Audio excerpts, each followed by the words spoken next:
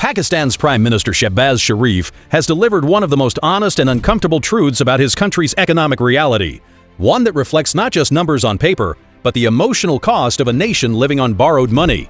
Speaking to exporters and business leaders in Islamabad, the Prime Minister openly admitted that repeatedly seeking financial help from foreign countries has become a source of shame.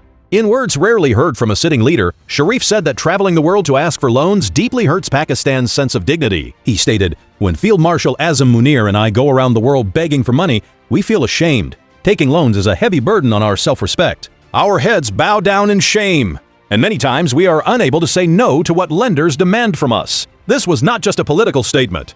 It was a confession of national helplessness. Today, Pakistan's economy survives largely on external support. The country depends heavily on the International Monetary Fund, along with financial assistance from China, Saudi Arabia, the United Arab Emirates, and Qatar. China has rolled over billions of dollars in deposits and invested more than $60 billion into the China-Pakistan economic corridor.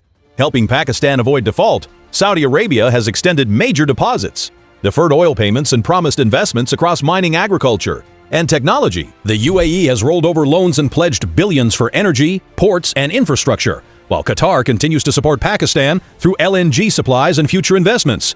Yet, despite all this help, life for ordinary Pakistanis is becoming harder every day. Nearly 45% of Pakistan's population now lives below the poverty line, a figure that reflects deep and widespread suffering. This is not just a number. It represents millions of families struggling every day to survive. Extreme poverty has risen sharply due to a combination of devastating floods, relentless inflation, and long-term economic instability. For many households, affording basic necessities like food, electricity, clean water, and medicine has become an everyday struggle. Parents are forced to choose between feeding their children and paying utility bills, while many families live with constant uncertainty about their next meal or source of income. At the same time, public anger has grown over reports that Pakistan spent a large amount of money to secure a seat on Donald Trump's so-called Board of Peace. For citizens facing power shortages, rising fuel prices, unemployment, and shrinking incomes, such spending feels deeply disconnected from their reality. Critics argue that this reflects misplaced priorities, where image building and international influence are valued over addressing urgent domestic needs. In a moment of national hardship, such decisions intensify the sense of injustice and alienation felt by ordinary people. Shehbaz Sharif's remarks go beyond political honesty.